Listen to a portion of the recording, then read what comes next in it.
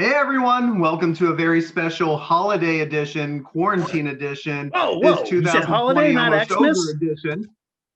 You said holiday, not Xmas? Not Xmas? X What gonna give about it to you. triple Xmas? No.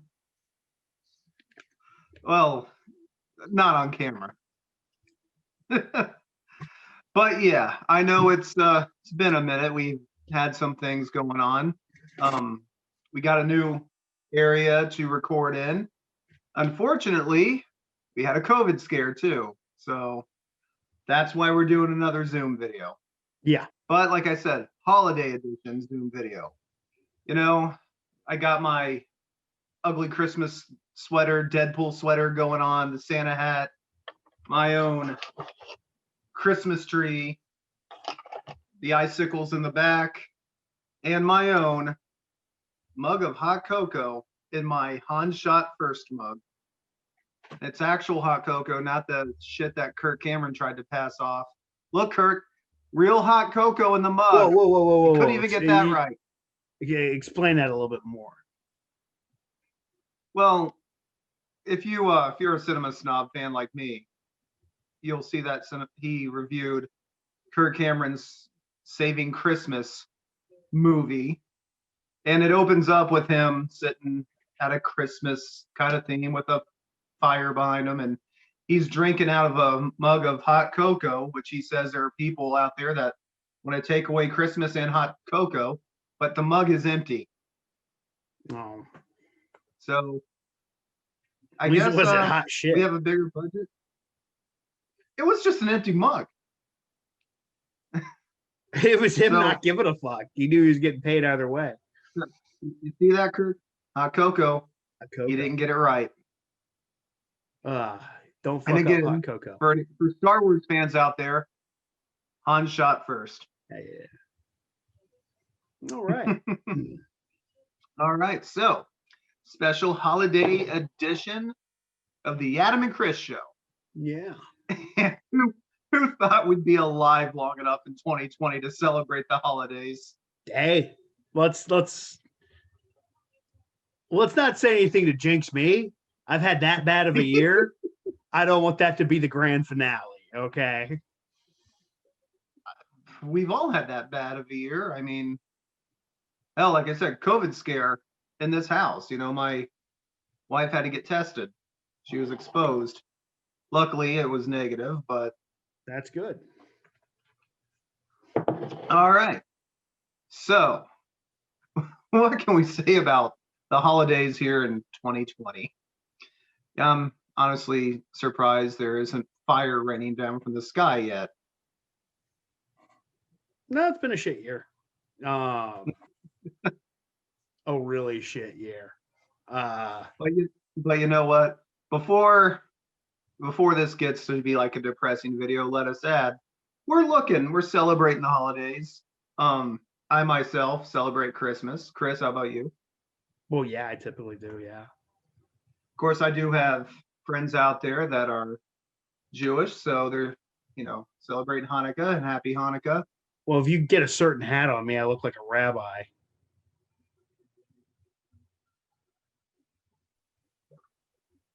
So that's a thing. I think you froze up there, man. Yeah. Last thing I heard is if you get a certain hat on me and then. Oh, I look like a rabbi. Oh. So. Well, yeah, and then, I got Wiccan friends that are celebrating the winter solstice. So happy winter solstice too. I mean, there's a lot of holidays going on around right now. Yeah. Just people that get all, clutching their pearls and offended when I say happy holidays. That's because there's a lot going on, and I have friends that celebrate a bunch of different holidays. So happy holidays. I mean, you could be making a big ass deal. You could be making a big deal about people calling it happy holidays and demanding people call it Christmas and then selling a holiday mug on your fucking website. I mean, that's funny. One point you start going, I think I'm being taken for a ride. But I digress. You do. Well, be it that we're looking back, we we did the holiday special last year. This is a holiday special this year, kind of like a, kind of thrown together. Like I said, here I am in the new space that we were to record in, but having COPD can't really come here right now. Yeah. Well, if I get COVID-19, it was all she wrote for me. So, like crazy, all she wrote for me. So, right. Well, so this time of year, there's a lot of holiday entertainment going on. One of the things that we like to do is watch holiday specials out there. Chris, what are some of your favorite holiday episodes? Let's talk about the Batman animated episode. Was it Joker Takes Christmas? Christmas with the Joker. The Batman Christmas with the Joker. Christmas with the Joker. It starts off with him decorating this fucking gigantic Christmas tree. There's things that we all need to start asking when watching. I think when we go back and we watch things from the past, we didn't develop this kind of plot hole looking mentality then. And like I was watching that, so he's decorating this gigantic Christmas tree, and he goes to put the star on it. Surprise! It's a rocket. He launches off gets away out of Arkham. There's no way he would be able to fucking sneak a rocket that large in there if we were really using our 2020 logic, but maybe I don't care. Maybe he built it. No one would be able to. Come on. It's a Joker. You're not going to trust him with a fucking engine. He's nuts. I digress though. It's a great episode. It's one of the best Batman episodes. At one point, Joker's wearing the bad Christmas sweater. It's good. It's funny. I liked it. One of my favorite Christmas episodes. What's some of yours, Adam? Well, how can you go wrong with like the Futurama Christmas episodes? There are two. The first one's better, with the killer robot Santa, who judges everyone as naughty except for Zoidberg. I mean, classic Christmas right there. Yeah. Very classic Christmas there. How about the first Family Guy Christmas episode? Yeah, that was funny. Oh my gosh, it was great. How Peter kept screwing up and Lois held it together until it was like the tiniest thing that just sent her over the edge. Mm-hmm. But my favorite, little joke on there, aside from Stewie trying to pretend to be good so he can get plutonium, is, Peter trying to do Christmas shopping because he gave all the Christmas gifts away. Him and that old lady are fighting over those Bretts, and she throws that fish food on him in that pet store, and all those fish just jump Peter. That was funny. Yeah. I watched the Lego Star Wars holiday special, and all those jokes are spot on. I mean, it's the kind of humor you expect if you watch like any of the Lego specials or Lego movies, or even like the Gift Day. This takes place after Episode 9, but involves time travel. And I'll tell you, Palpatine is the funniest part of that whole special. Well, Palpatine's a shit. He's a great villain. He is just an irredeemable dickhead in this. He's an irredeemable dickhead in the movie series. I think bringing him back and Rise of Skywalker wasn't a great idea, but it was executed perfectly. They could have brought in another villain. It was, low-hanging fruit. Give us Palpatine again. But it was executed perfectly. And that's all because of Ian McDiarmid. Yeah, and him chewing the scenery. Oh, yeah. Well, that's the type of villain that screams for him. Another right. A TV show that does a lot of Christmas episodes, Married with Children. Mm-hmm. And there's a lot of Christmas episodes to choose from. Well, the best one was with Sam Kinison. Sam Kinison doing a parody of It's a Wonderful Life with Al. It's called It's a Wonderful Life. it works so well because like everyone has better lives without Al. And it's funny because Kinnison was originally the guy they had in mind to play Al Bundy. Really? I was not aware of that. Yeah. Oh yeah. Like the idea they had originally for that show was if someone like Sam Kinison was married to someone like Roseanne. Ooh. I need to see less Roseanne in the world. Well, because it's the fact of, how Kinnison's humor was and Roseanne's humor was. It was they would really butt heads. Yeah, yeah. And she turned it down because she was getting her own show. He turned it down, but like they said, he showed up, to play Al's guardian angel with some of the best jokes. Like him still doing the Sam Kinison thing of like the screaming and everything, and Al's like he's sitting there because he finds out that Al's the one he has to save. He starts crying. He's like, "Oh, buddy, take it easy. Can I get you anything? A drink, a nice silver bullet." And then he fires back with, "You have to give me a minute, Bundy. I thought I was here to save a human life." Like, "Oh, you must be one of my wife's relatives. I'm sorry, I've never seen one who stood upright before." Just a lot of classic jokes. Now, my favorite Christmas episode was in season 2, I believe it was, where there's this new mall opening up, and they had this promotion where the Santa Claus was going to jump out of this plane and parachute into the parking lot and pass out all these gift certificates and everything. And I guess he got drunk beforehand, jumped out of the plane, lost his way, like I guess his chute didn't open or he flew off course somehow, and he just lands in the bunny's backyard. They use one of those dummies and just drop it. And it's the only time that you'll ever see Ed O'Neill come close to just cracking up on camera. It's just a thump. I mean, that's a pretty good one. You tell me, what were some of your other favorite Christmas episodes?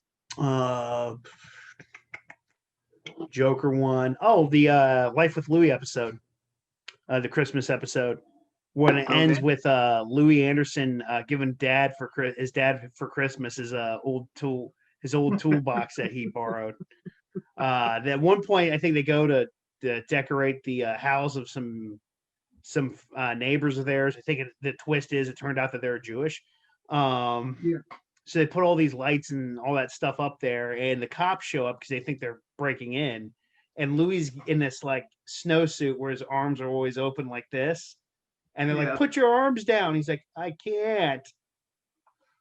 And just that voice that Louis Anderson made. That was actually a cute little Fox cartoon, Life of Louis. Mm-hmm. Yeah, I enjoyed it. If you're going Saturday morning cartoons, let's not forget there was an X-Men Christmas episode. No. Christmas with the Morlocks. Oh, yeah. Yeah. Where Storm in season 1 won leadership of the Morlocks because she beat Callisto in a duel. But then you didn't see the Morlocks really after that. Yeah. And then because if anyone doesn't know, the Morlocks are a group of mutants that live in the sewers.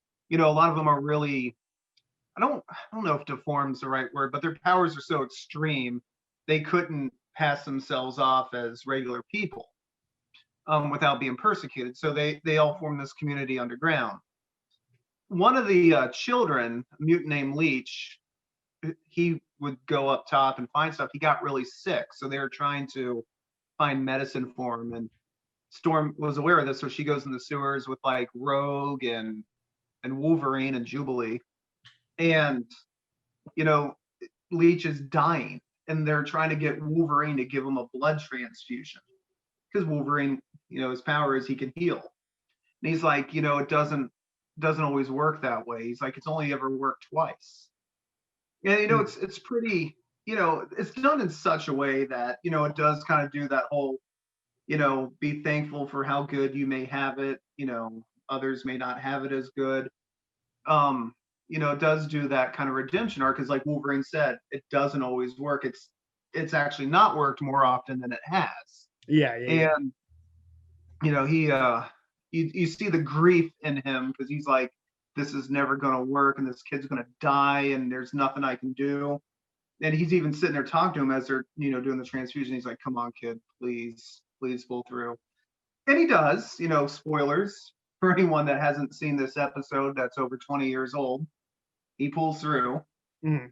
But there's a subplot where the X-Men who aren't with them, that are back at the mansion, Jean Grey and Gambit are both trying to cook Christmas dinner, and they're just getting in each other's way and getting mad because Jean's trying to make like this,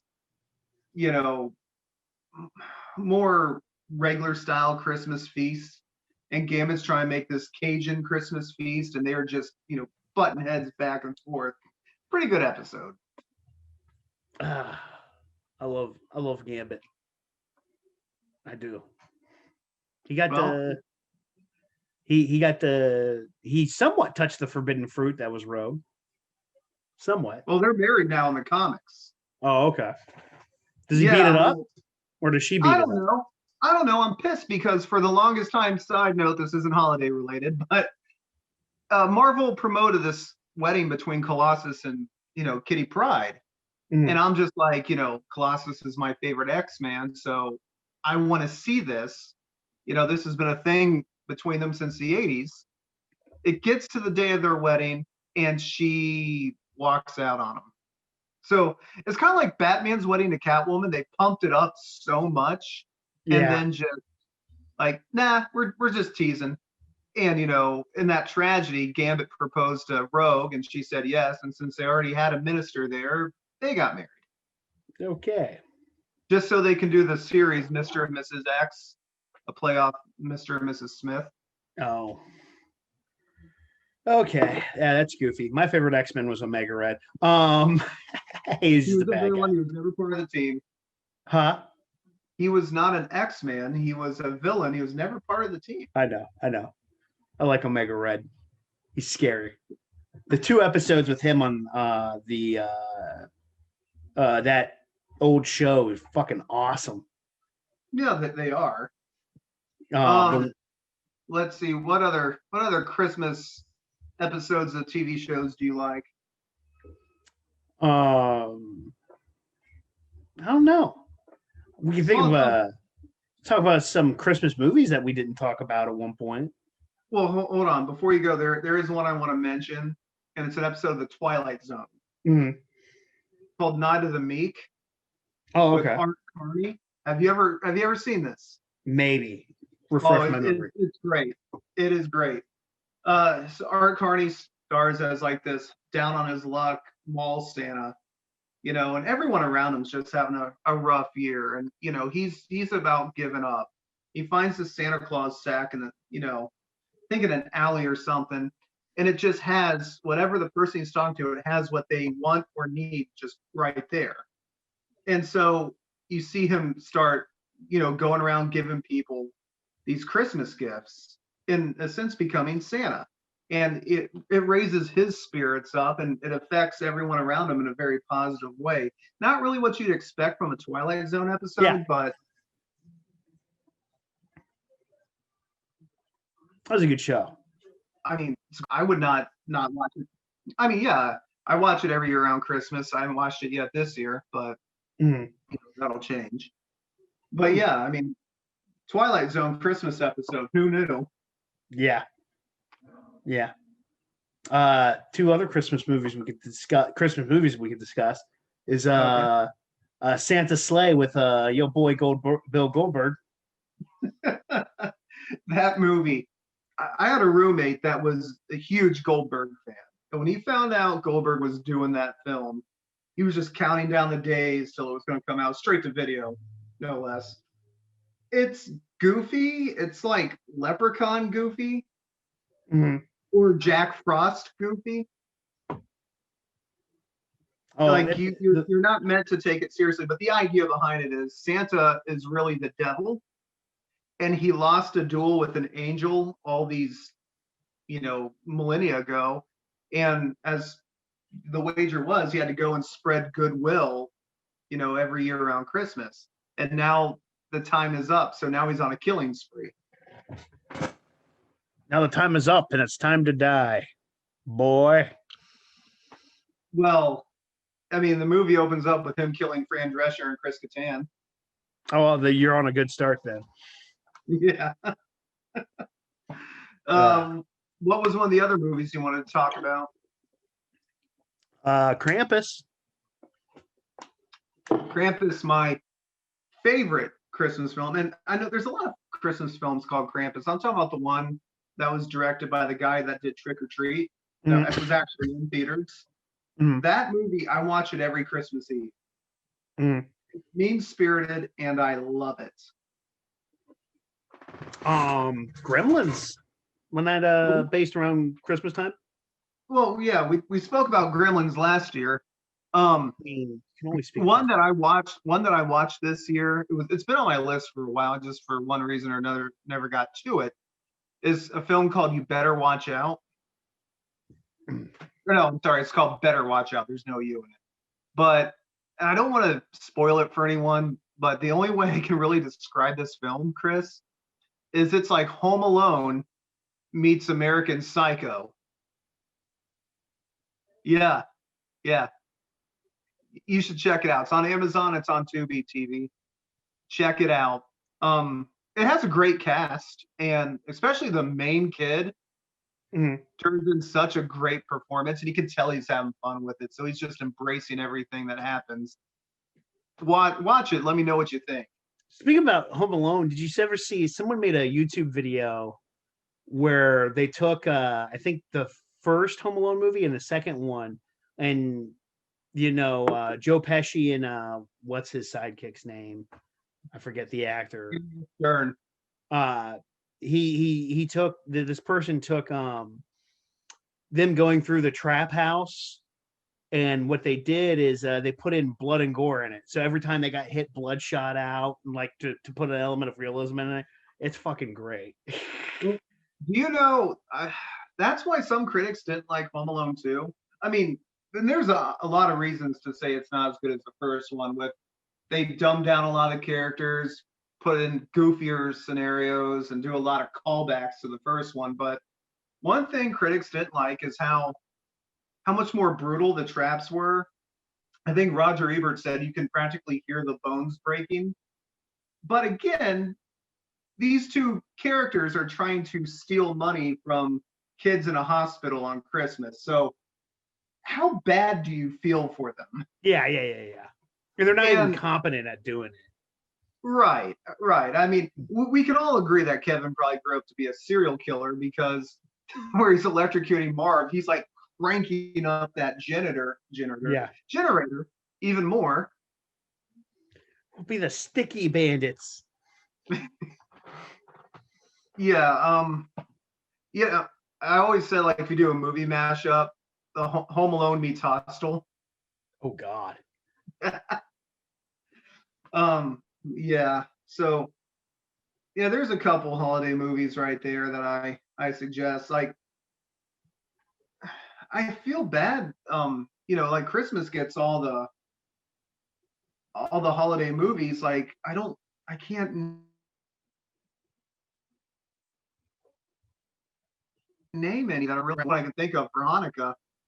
I don't even want to acknowledge it. It's so bad. Oh, I know which one you're talking about. 8 Crazy Nights. Yep, by Adam Sandler. That was one of the first descents into Adam Sandler's absolutely god awful filmography. That was one of the first movies where people were like, okay, maybe he's just starting to make bad movies, because you had Bulletproof, you had Madison, and Happy Gilmore, and then eventually that eight crazy nights came out, and people were like, ugh. Then Little Nicky, which I guess I think Little Nicky came out before 8 Crazy Nights. Oh, well, I guess, yeah. Little Nicky was a little bit more mixed, but 8 Crazy Nights, holy God. There's just points in that movie where you want to put your head through a fucking wall. Not funny, not fucking funny. Uncut Gems is good. I think it was not funny either. Yeah. Yeah. Okay, Gems is good. He plays a good scumbag. Well, Trying to bang a mistress with a big ass. Okay. For the holidays, how do you plan on celebrating the holidays? Hanging out with my brothers and my mom, and going to see my dad. Sending messages to people. You can't really do a whole lot of there's not going to be any really big family dinners, at least in my family. Like, my mother-in-law is coming into town and she'll be staying with us. I don't even know if my mom is coming on Christmas just because of how thick COVID is here in Columbus. Yeah. Well, I think we're going to keep things very limited. Because my grandmother's had surgeries and stuff, but and I'm hoping this is not the new fucking norm. I really am. It sucks because I'm now at a place where if it was normal America, not COVID America, I'd be at a strip club just making it rain on Christmas night. Because I did that before. I was at a strip club on Christmas night before. Yeah, I did that. I don't think there's anyone out there that's surprised by that. No, it was an okay experience. It wasn't a great experience. I mean, a part of me felt like a true scumbag when I did it, but I don't care. But I think that's when I first saw that. I think that was when I saw the man that I called the Slug. It was that private dancer. If you know anything about Columbus, Ohio, you say that. That's where I spent a Christmas night. Remember, though, the old saying about private dancer is you don't start the night at private dancer, you end the night at private dancer. Well, I mean, typically you'd actually want to go to a strip club where, you don't see crack deals going on in the parking lot. Shit. PD. Well, one tradition that we did last year and we're going to do here is gifts on camera.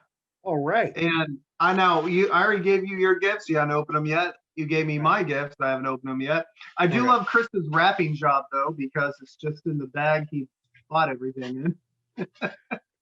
Yeah. All right. Well, let me see what you got me. You got me. Oh wow. Got me Doom Eternal.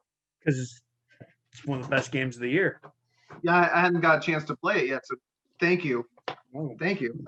All right. And there's something else in here. It is a season pass for Assassin's Creed Valhalla. I don't even know when that comes out, but thank you.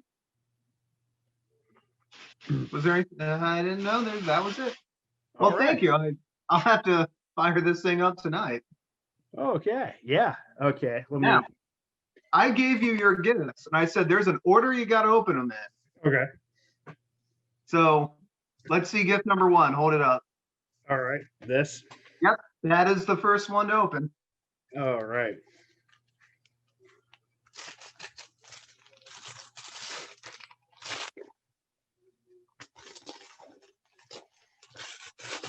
Oh, sweet.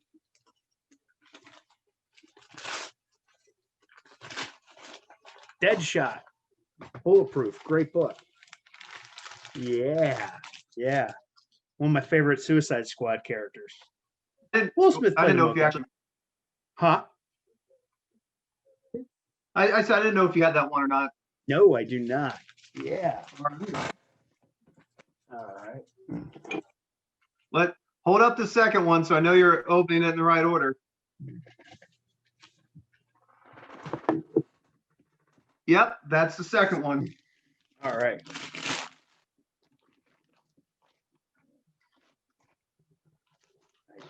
I don't know what this is.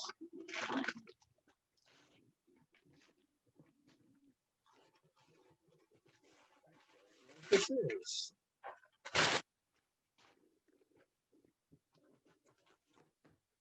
It is a.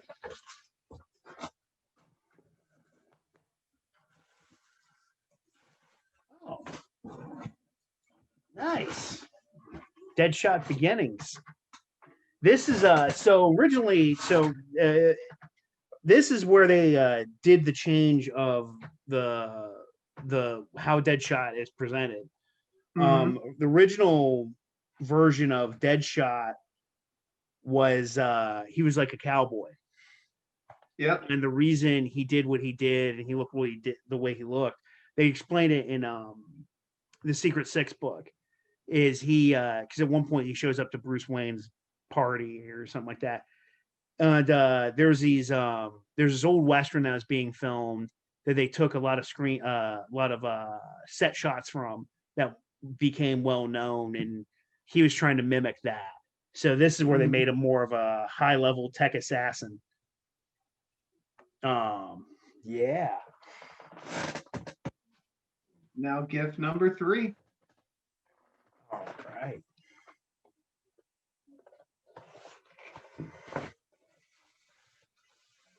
Oh. Let it snow. This one.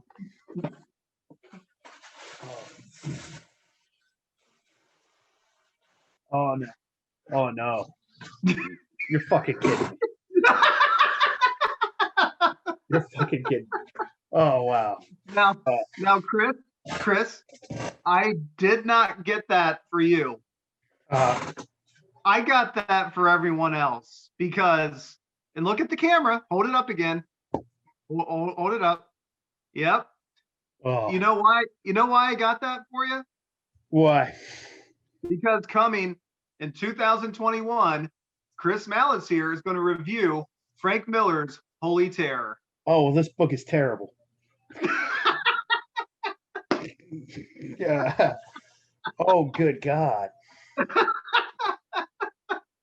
Seeing it firsthand, it's a fucking train wreck.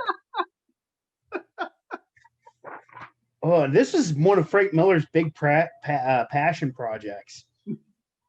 Oh, God. Oh, God. Frank Miller's Holy Terror. Here's probably one of the most fucking, one of the worst. This is completely taken out of context, this line here. If you meet the infidel, kill the infidel. Muhammad. It's this is yeah. Ooh. So just so everyone has something to look forward to. So 2021 has at least one thing to look forward to. Chris Malice on camera on an episode of the Adam and Chris show is going to review this abomination. The saddest thing about this fucking book is there's areas where effort's put in, and then there's areas where you're like, what in the fuck are you thinking, dude? Like, so at one point they use a nail bomb, and look back here, all these nails in the back of the book. You know, there's a great band called Nail Bomb that everyone should listen to. Yes, there is. So I mean, that's a cool thing. Oh my God. And then it's I just noticed this. Just take a look at the position. Fixer, what's the name of the bitch that the Catwoman rip off? I don't know. She doesn't have like a code name. I think like. So look at that position. It looks like he's got her bent over. Name. Look at that. Looks like he's banging her doggy style, doesn't it? Isn't her name called like Natalie Sack or something? No, Natalie Stack. My bad. Yeah, it looks like he's giving her a power thrust while roping through buildings. Oh geez. Oh geez. Oh geez. This book is so bad. And it's not like you know how a traditional comic book trade paperback is. I just put up to. Look at how this thing is. It looks like a fucking coffee book, like a coffee table. You know. Oh, fucking Holy Terror. Oh God, this book is We could call that Frank Miller's cry for help. Yeah. That was the point where Frank Miller fucking that's fucking bad. That's really fucking bad. Ugh. Well, hope you like your books there, buddy. You're going to do a review for it too. I will be there for the review. I'll even hold the book up for you. We could do that. And how about you review Superman at World's End? I mean, it was stupid, but I didn't feel the way about that you feel about that book. Oh God, that book is bad. Look, I'll tell you what. You review that, and somewhere down the road, since I'm a Superman fan, I will review Frank Miller's Superman Year One. I got you one better, buddy. I got you one better. And I already started collecting the issues for you. What? You can if I'm reading the bad book you can read is Goddess Mode by Zoe Quinn. I got I think the first 2 issues of it. There you go. I'll find the rest for you, buddy. Enjoy and review that. Oh, as long as you're paying for it, I'll read it. I'll review it. I've already looked at some of the artwork. The artwork's not bad. And I started reading it. I'm like, well, this is not that good. So, Chris, how does Holy Terror feel to hold it in your hands?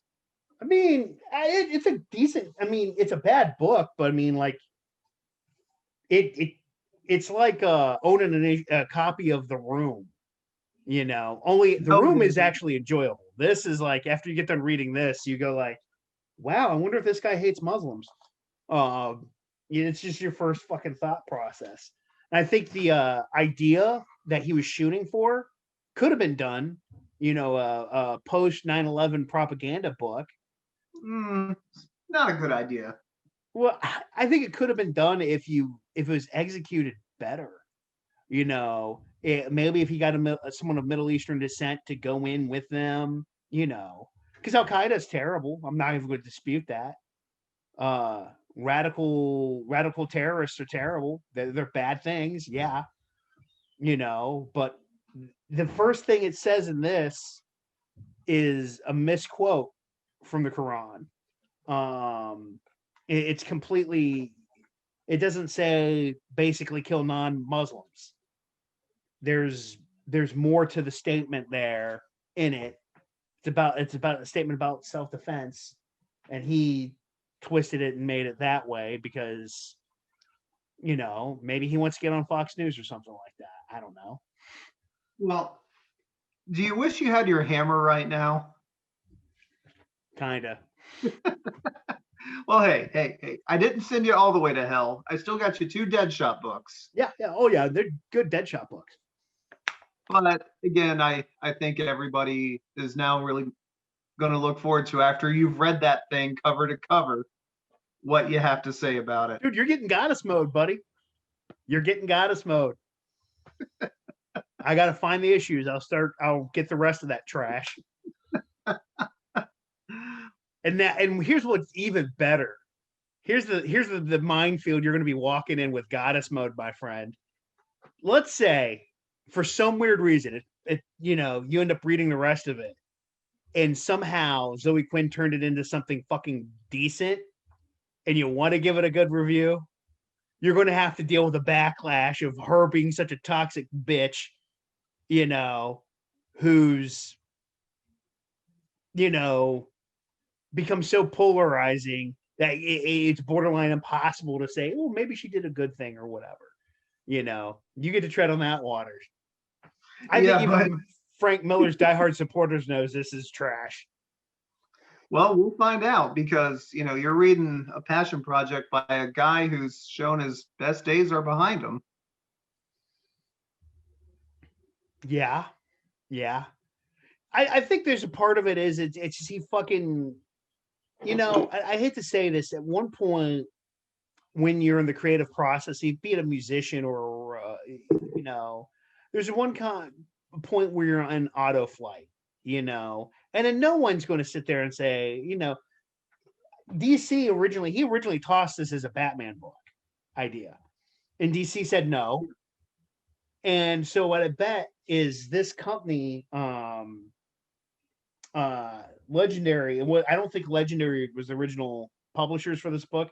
I think the people that actually published this book went out of business after releasing it.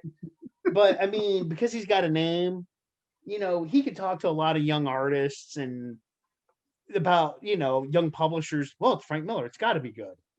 It's kind of like you look at the passion project like Battlefield Earth. John Travolta financed that fucking turd of a movie, and nobody, because he was paying their bills, and he's John Travolta. Those of you who don't know how big shit he was at that time. He's one of the biggest actors in Hollywood. You know, yeah, no one's. I feel like this video needs a little counter in the corner, counting the enemies you're making as this goes on. Probably Zoe Quinn, John Travolta. John Travolta had to know that fucking movie was terrible. He had to. Either he's the biggest.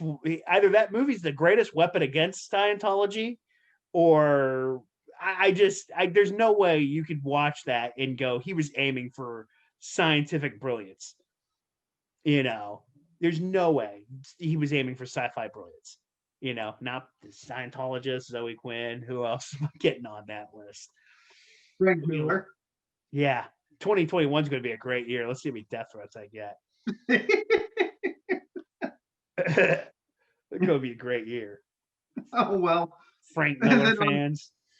Well, on that note, since we're ushering in the new year, we hope all of you stay safe during the holiday, no matter what holiday it is that you celebrate. And from the Adam and Chris show, we will see you next year. We will be doing the end of the year awards. And yes. If you follow us on social media, we may ask some questions for some opinions. And you get a chance to help us, pick what's going to be presented. There you go. You got anything you want to add, Chris? Oh, hold on. Let me read from this thing fucking a little bit. Let's get past the Muhammad quote. Hold on. We get not Catwoman. Here we go. Natalie Stack, cat burglar, on the run. He's right on my ass. Right on my ass. What's his goddamn problem? He's on her ass. And in other pictures on here, they make sure her booty pops out a bit. And they really don't do that with this. All I did was steal a lousy diamond bracelet. Huff. And now he's right on my ass. I mean, if I was Batman, I'd be chasing Catwoman's ass too. That's not Batman and that's not Catwoman. That's what he was aiming for. We all fucking know. That's what he was aiming for. I can't imagine why DC didn't want their name attached to this. Yeah, and so what Frank Miller's notorious for, and what he's good at, is he uses what they call negative space, and he uses limited colors. Usually when he puts the color in his black and white stories, it's supposed to signify something. The red is on the bottom of her fucking shoes, the bottom of her fucking boots. What fucking plot significance or character significance is that? None. It's the bottom of her fucking shoe heels.